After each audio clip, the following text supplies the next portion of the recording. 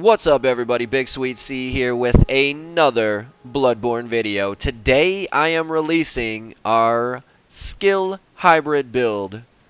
We have reached the level meta of 120. Now before I go any farther, I have heard and read certain things that maybe the meta has gone up since the game has been out for a little while now. Meta is anywhere between 120 and 150 now.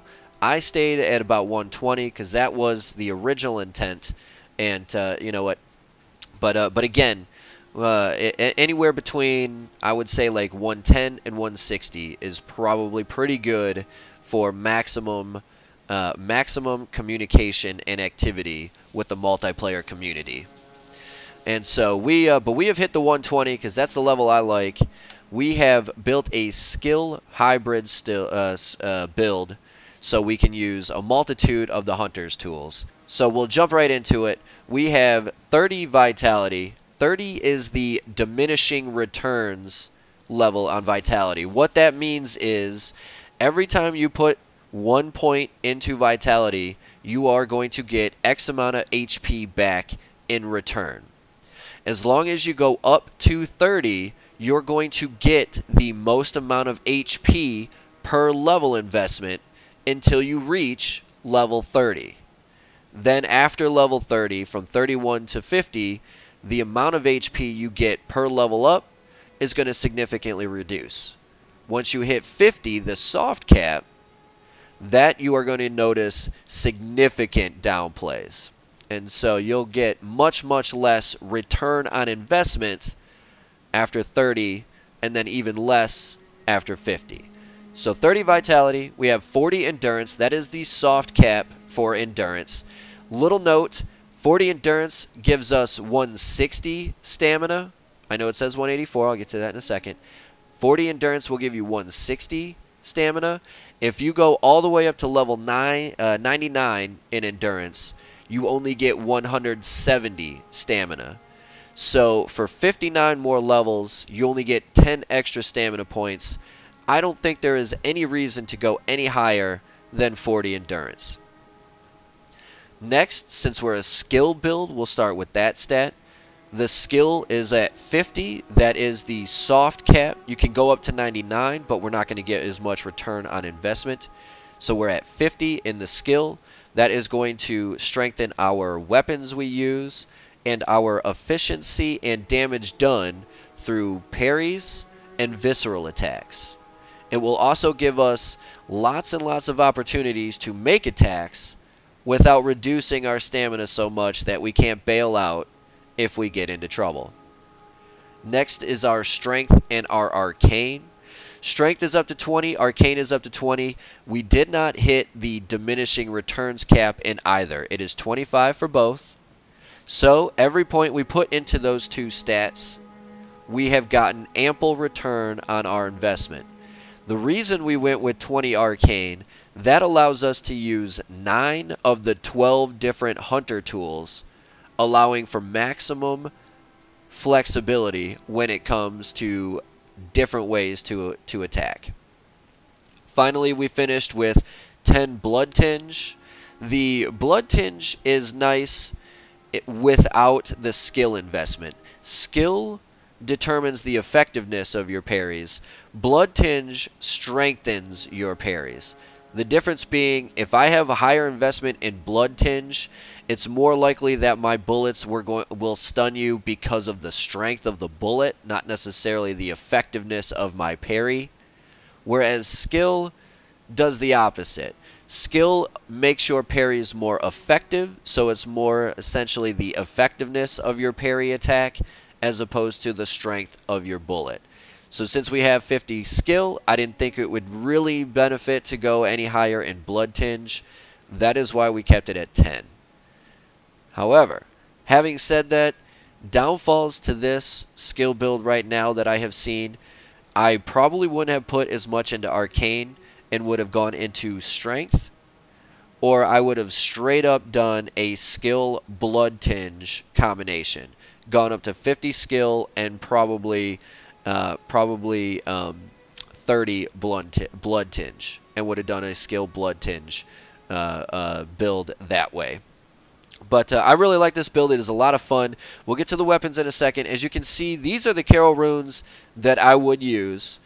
I have the clockwise metamorphosis that gives us the HP boost. I have the anti-clockwise metamorphosis, which gives us the stamina boost. Then I have the Great Deep Sea rune that gives us the all types of resistance plus 100. The reason I go with that instead of, say, like a physical damage reduction is because a lot of people that you come across, or at least that I have come across, either infuse their weapons with arcane or bolt or fire, or they have weapons that come with those abilities inherently in them. And so the all types of resistance is nice no matter if you come across a bleed, a poison, an arcane, a bolt, a fire weapon. You have 100 extra resistance to everything, which is really, in my opinion, really helpful. You don't want to get you don't want to get put into one of those situations where just that extra little bit of damage they have because they have a tempered weapon is what ends your life, you know. And so get those resistances up. Finally, we also have the Hunter of Hunters medallion on there for the stamina recovery speed. It is the only thing in the game that gives you upgraded stamina recovery, which is also why it is my favorite Covenant rune to wear. But so that brings up our stats here. As you can see, our weapon 1 attack is 457. I'll show you guys exactly what we're using. Again, the attire I'm going to kind of skip over. I'm only using the charred stuff and the old hunter stuff because I think it looks the best. But again, defense, there really is no defense in this game. Physical resistances really is no such thing. But the weapons really do make a difference. So attire I'm going to skip. The quick items I use, I'm still looking at those, the hunter tools. Beast Roar I really like.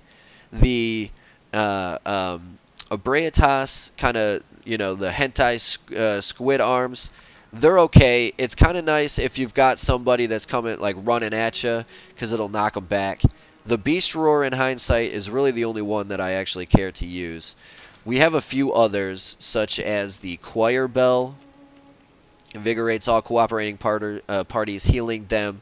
And the Executioner's Gloves, they summon the wrathful spirits. Again, this one is a lot like the Augur of Abraitas, except for this is a little bit more spread like a shotgun. This is kind of more shot straight out like a pistol. Black Sky Eye is nice. You can kind of shoot it. You know, it's like you throwing a pebble, but you do damage. And then the Empty Phantasm Shell is nice. It applies arcane power to a weapon.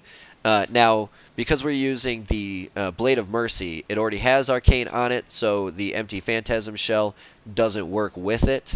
But this is nice if you want to use one of your base weapons, such as the Threaded Cane or the Hunter Axe or the Saw Cleaver. But having said that, we are using a +10 Blade of Mercy.